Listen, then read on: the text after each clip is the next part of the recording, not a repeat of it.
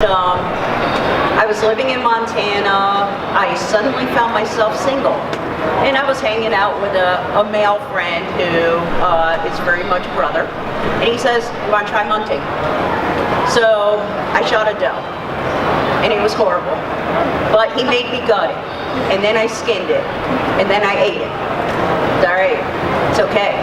The buck wasn't as bad. The following year, I think it was about 4 or 5 does we had shot, 1 buck. Just me alone.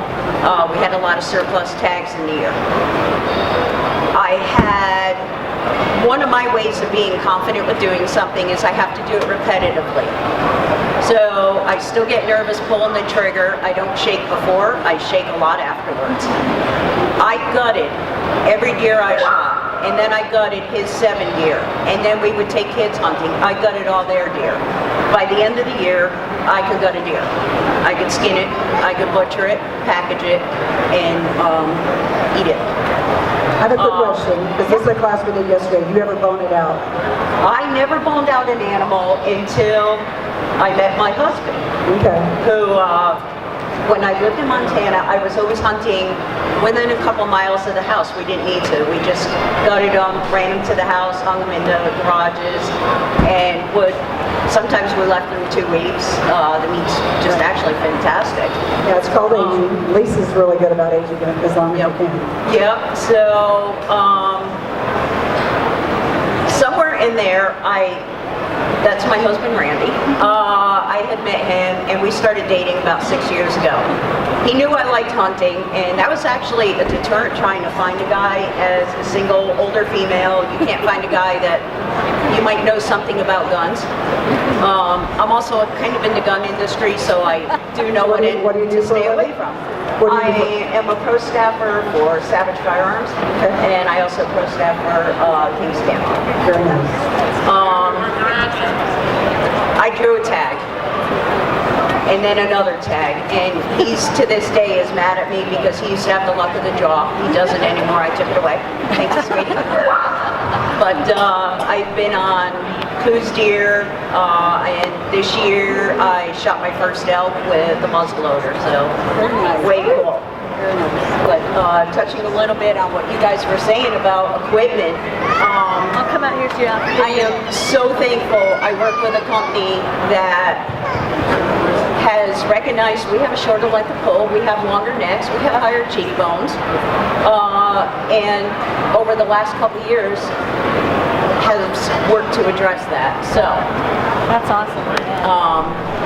I can help out with any of the firearms specific questions. So we are going to have some questions at the end, so There you go. very nice. Thank you, Give it up for Stacey. So many of you ladies out there are putting in for tags to help the family out but aren't hunting behind your tags. I encourage to hunt behind your tags. Because I grew up sometimes where Grandma put in a tag, but Grandma didn't always pull the trigger, which back then it kind of was okay, but now it's called party hunting and you can't do it. But you're not hearing women that are putting in tags and their husbands or someone's helping them. They're actually harvesting their own game. So I encourage you to get out there and try it. Right, Erin, tell us about yourself. Hello. I have Erin Welz. Welz, is that how you say it? Yep, Welz. I'm Erin. I first got into hunting, gosh, I think it's been almost 6 years now. My first big game animal was actually an antelope from Wyoming. It was a really cool one. He was actually really wide, so I didn't care about the score. I was like, he's neat. Like, I'm gonna shoot him. And I'm sure he tastes good. A world record antelope. He's neat. So I shot him, and I was hooked from there on. I really wanted to get into waterfowl, so my boyfriend Luke, he actually is the one who's really got me into it. He's at home sleeping. Is it home sleeping? He works night shifts, so he got home this morning, he's going back tonight, so he's gonna be here. But he encouraged me and just helped me. He was as patient as he possibly could be with me so that he could just help me be successful because that's what he wanted. He wanted me to be successful. So he's just been amazing to help me with that. That pintail was the last day of the hunt this year. That's a super cool picture. And I'm really bummed. I'm actually a taxidermist, and I didn't even take him home to mount him. I ate him instead. So that was the best pintail I've shot. So tell them what you do and tell them what's you have a ribbon out there. Yeah, so I started taxidermy. I got an apprenticeship with Yuri Ruland. He's in West Jordan with Taxidermy Art Studio. I've been working with him for a year and a half, and he goes to Russia and he guides bears, and he actually, while he was gone, I'm like, you know what, I'm gonna see if I can mount something. I just mostly do finish work, so, and when he got back, after I entered in the Utah County Fair, I got a second place ribbon, and he's like, okay, you mount now, like, in his Russian accent, he's really awesome.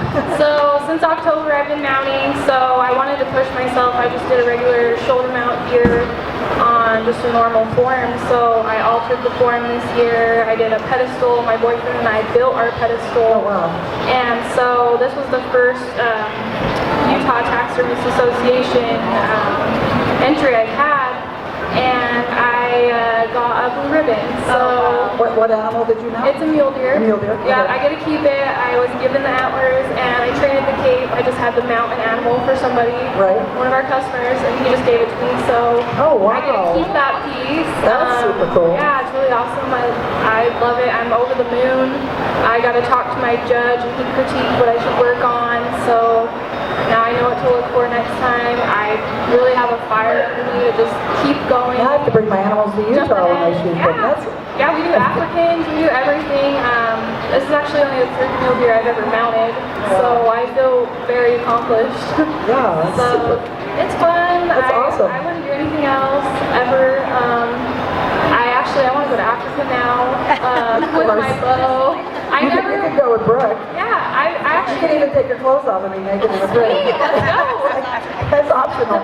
Clothes are optional. Yeah, I actually wasn't interested in Africa, like going to shoot them. There's nothing wrong with it. There's nothing against it.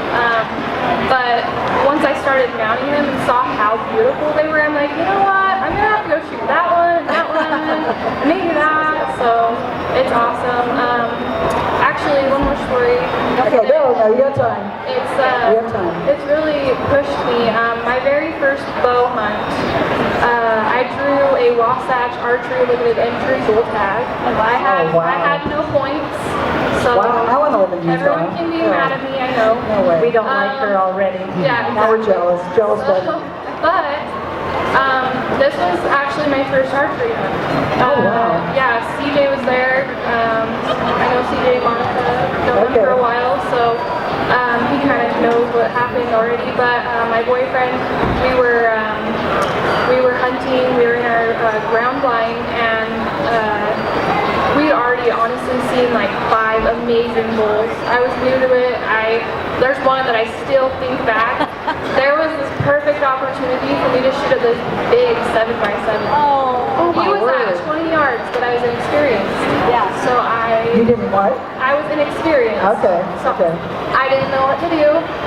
Anyways, my bull, he ended up being 40 yards, same spot my boyfriend had shot his spike a few days before. I shot him in the evening. It was still, I felt great about the shot. We were celebrating. Right. We went to go look for the arrow like an hour later. It was dark by now. We ended up finding blood everywhere. We followed the trail, just like blood everywhere. So the next morning we were coming back to pack out milk. I'd shot a big 5x5 with a whale tail. You know, we're already celebrating. And the next morning when we came, we looked and we looked and we looked, and we found the blood trail. It had dwindled. He'd kind of go up and then he'd skirt around a hill up, and then he just couldn't make it. So anyways, long story short, I cried on that hill for a long time, and we ended up not finding him. I had to punch my tag as that bull. I didn't feel comfortable shooting another one. So now, I don't know why that had to happen yet, but I think one day it'll make sense. Now I'm just really determined to shoot a spike or a cow because I need to make up for what happened. I don't know what happened. I don't know. Right, you know what, we've all been there. Yeah, It happens. and that's the thing, you know, I felt, oh, it's because I'm a girl and you're this. No. But, you know, talking to people, even guys that are like big social media, Yeah. well, they've talked to me about their stories. They've had the same thing happen. Right. You know, so it just, They're amazing animals too. They Yeah, can they're seal up their blood supply. I mean, Lisa's shot how many bulls with even broadheads in them that they've survived The with? last 3 bulls I've got with my rifle, one with the muzzle loader and one with the rifle, both of them have had broadheads in their rear end. Now, you didn't shoot them in the rear end, but And what that tells me is that, I'm just guessing because I bow hunt a lot, is that bulls coming into the call and they're moving, they're walking, and they probably don't have any way to stop them because, you know, they got a pinpoint. And so they're releasing the arrow while that bull is still moving and it's hitting them in the rear end. I can already see what's going on there. But well, then I've had it hit a rib before where it hit that rib bone. It was just enough that I didn't have the penetration I needed. But yeah, it's happened. Like, you know, and you do. it's too bad. It is. It stinks and you cry. I just think right? about it, I know exactly where it is, and sometimes I look towards that area if I'm driving up there and I'm like, just Yeah. don't look at it. On the bull, I had that experience with. I went up there for like literally 2 weeks, just looking for birds, and I'm sitting there going, how did he live? But he had to. Yeah, exactly. But, So, yeah. well, thank you for sharing with us. That's awesome. Give it up for Miss Erin. Thank you, Erin, for sharing. And I like to say this before we get to our final one. What I'm hearing over and over, though, from you ladies, is that I don't know everything that you guys do, but I know you work at Sportsman's. I know you're doing Extinct. You guys are in half-profit. You're working in the hunting. You're a taxidermist. And 80% statistically of people that are out there hate their job. They go to something every day and they're miserable. And I'm saying 80%, you can look up the statistics. You're looking at some ladies that have found their niche, that love what they're doing, it sounds like. Would I agree with that? And you guys are passionate about it. So you're like in that 20% that like what you're doing. And it's cool. Why do something every day that you hate? Why not do something, even if it's not the same amount of money, do something that you love? So. You're paid pretty well for working for me, right? I'm over the top paid. You'll get my resignation at the end of the Get the day. resignation letter today. So now we have a lovely lady I met at the Western Show. Her name is Devine.